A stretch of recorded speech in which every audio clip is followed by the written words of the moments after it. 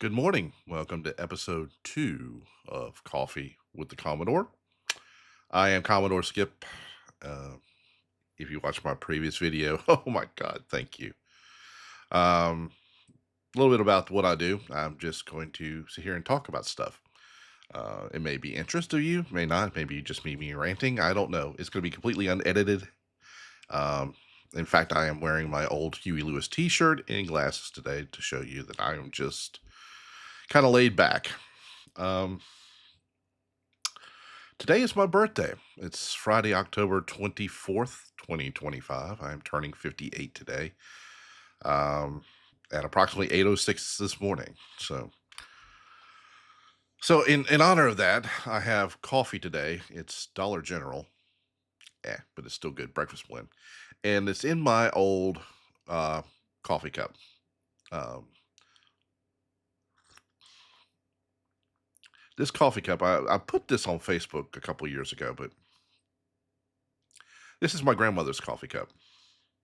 It She had it while I was growing up. My mom and I lived with my grandparents, which was really cool for me because that's where all my friends were in that neighborhood. That's kind of gets into the story I'm going to tell today. But so it just reminds me of past times of sitting in the kitchen, watching my mom and my grandmother drink coffee and talk about whatever's going on while I was getting ready for school or work or whatever. So it's a good memory for my birthday today. Um, Being 58, I'm a little old school. I kind of want to lead into like gaming because, take a look at my office. That's what I do here. Um, there's a term that's out there that I've been called before, and I know a lot of people love to use it, especially old gamers like me. It's called grognard. To me, it just doesn't fit me. When I think grognard, I think an old man sitting there, yelling at clouds, which actually I do from time to time. It's very liberating, but I prefer to be a seasoned gamer, not an old grognard. But anyway, this coffee cup just kind of reminded me of the good times at my grandparents. And that's where I first started playing Dungeons and Dragons, believe it or not. You have to think back in 1978. It was still fresh. It was still new.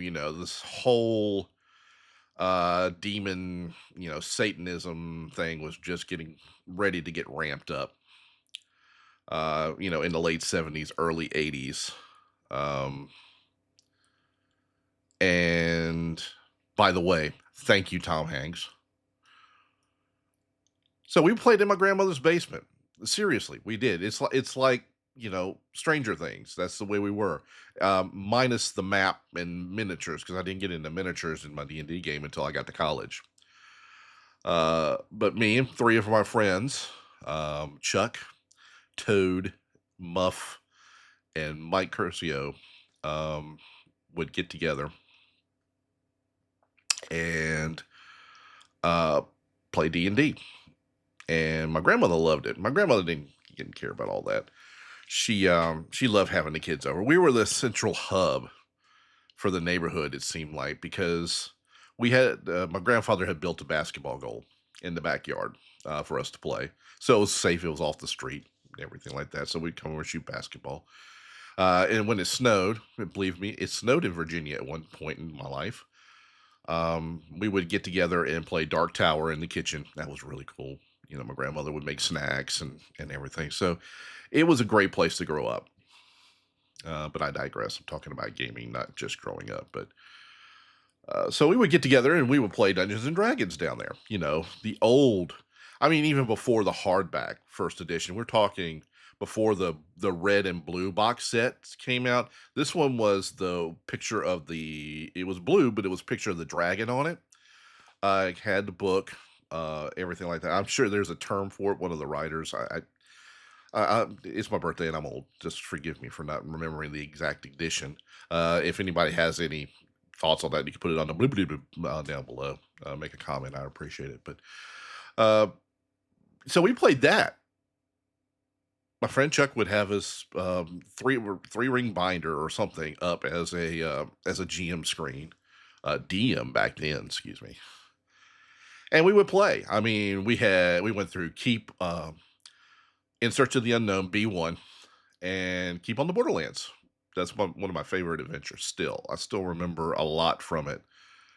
Um, and we had the old Greyhawk map, the hexagon one. Oh, that was so cool. In fact, in my closet, because it doesn't really fit in my office right at this moment, I've got like a carpet, like a rug, with the side that has like the Savage Coast and the Principality of Ulek and all that that side. I need to bring that back out. I need to find room for it, but so it's just just my birthday has made me go back to thinking about those old games, and that's back when the mystique was there. I don't know. You didn't know what a kobold could do. You did not know that when you try to attack a displacer beast, you may miss the first time. You didn't know the exact hit points of a hill giant. It was all brand new, and that's what kind of got me into the whole game experience. Was you get to be creative, you get to create this character. I remember my first character I ever created. His name was Gorg. Yeah, yeah, simple. No, he's not Klingon. He was a dwarf. And back then, the dwarf your race was your class when you were playing some of the demi-humans. So I was a dwarf, and I was going through this created dungeon that my dungeon master created, and from the Redundancy School of Redundancy, and he was killed by a displacer beast. So ever since then, displacer beasts have been my favorite, other than gelatinous cubes, because there's always room for Jello. But displacer beasts have always been my favorite because that was the first creature that actually killed one of my characters, which spawned, believe it or not, Lorg, son of Gorg, which is one of my favorite characters I've ever played, and I've ran him through multiple generations of D&D and on the video games as well. First video game I got, in fact, for Baldur's Gate 3, the first playthrough I did was Lorg, the dwarf. So it's just kind of a tradition for me now. But you get to a point in Dungeons and Dragons, and I'm always going to play Dungeons and Dragons. It's in my DNA. It's just the way it is. But it's just kind of lost that mystique. You know, it just you get to fifth edition, and I've played all the editions, and I'm stopping at fifth. I'm not getting a 2024 version. I'm sure it's good. It's just not for me. I'm done. Um, and there's things I've enjoyed from all the editions. But anyway, after you get past second, when second was out, and that was amazing. You added a couple of things that first edition did not have, so it was really cool. But after that, I mean, with all the splat books and everything that came out for second edition, and then you started 3 and then 3.5, and your stack of feats and everything, it just got crazy, and it just kind of lost something to me in that. I am not a number cruncher. I am not a power gamer or anything like that. And it just seemed like you just kind of lost that love and feeling. Righteous Brothers, Hall and Oates. Um, when it came to, as you've gotten older. So that's kind of why in college I branched out. I went the first game I ever played other than D&D was Star Trek: The Role Playing Game from FASA. And oh my god, that was an incredible game. In fact, the group that I was with, I want to give a shout out to Christopher McLaughlin, one of my friends who's done some writing in the gaming industry. But he created the Star Wars universe, and we used to Discovery. This is before that TV show on Paramount. We were actually in the Discovery. It was a lot better, believe me. But we started out in the original series timeline, and then the next year we kind of rearranged positions, and then we went into the movie timeline, and then finally into the Next Generation / Deep Space Nine timeline while we were in college. It was really cool. But along with that, I was playing Champions, back when my brain could do math. Got into Shadowrun, really love Shadowrun, and just a whole variety of things. Vampire, played a little bit of Vampire when it first came out. Yep, I was in college when World of Darkness hit, and from there it just and then I got introduced to Call of Cthulhu by one of the writers at the time, Todd Kingery, one of my good friends. Um, and they just hope it's. I started feeling this, okay, when you're playing D&D when you're first starting, okay, you're not really role playing. You're ROLL playing is what I call it. You're taking the die here and then you're rolling it and you're hitting. Oh, I did that. I got killed. Do I have a +1 sword? That stuff. And that's great. That was great growing up. But you get to a point in time where you want something more and you want to start building something and getting in depth with characters. And believe it or not, Call of Cthulhu started helping me do that. Now I know the whole world who hasn't played Call of Cthulhu has just heard it say, "Oh, you're just gonna die."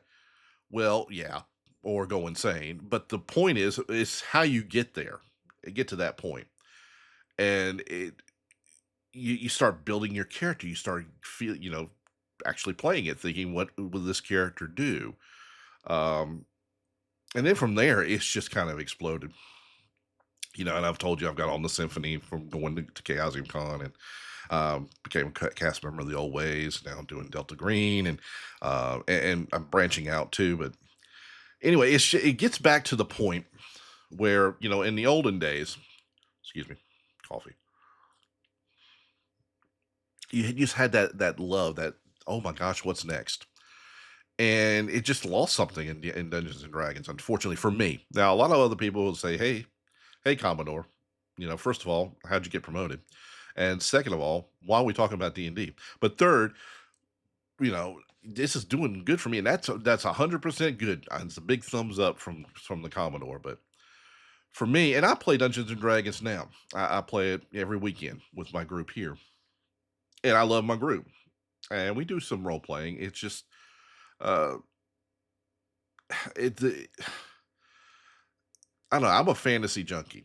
I mean, I love fantasy. I remember watching Conan the Barbarian and going, and Kroll. Remember Kroll? I love that movie too.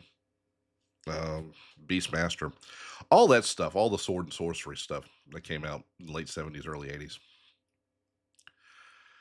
and trying to capture that feeling again.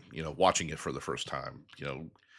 Going through the first edition book and saying, "Oh my gosh, if I'm a paladin, if I find this holy avenger, look at all the really cool stuff I can do."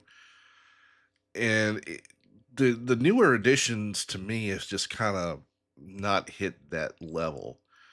So that's why I've loved kind of branching out, doing the Monty Cook fantasy like we're starting to do on Old Ways. You know, different other systems. Savage World has a good fantasy system. It's just searching for that. I want something to rattle my cages again. And I guess when you get older, it like, and again, turning 58 today has just kind of made me very retrospective. That's my big word of the day, retrospective. And you start searching, for your youth again. Stuff that you miss, stuff that you didn't do, and you kind of always wanted to do. And I just really, really miss that nuance of the original starting to play Dungeons and Dragons. So we'll see. You know, I'm getting it. I'm doing the online stuff now. I'm getting that feeling again, and it's really good. You know, and like I said, I've got a home group here. I play D&D every week. Um, I think I've cycled through just about every class that I can. I don't think I've played monk yet, at least for a long period of time.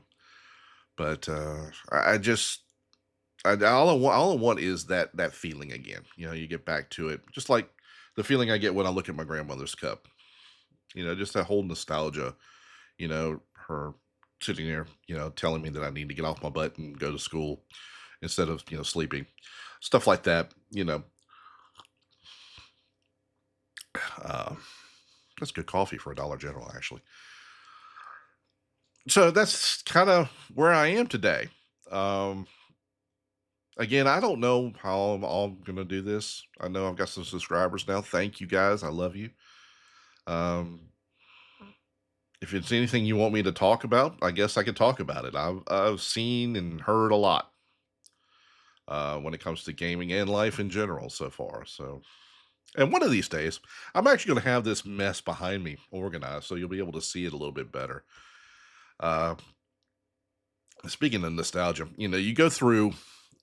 My friend Hal, uh, back in college, always used to say, "I need to be honest with my stuff."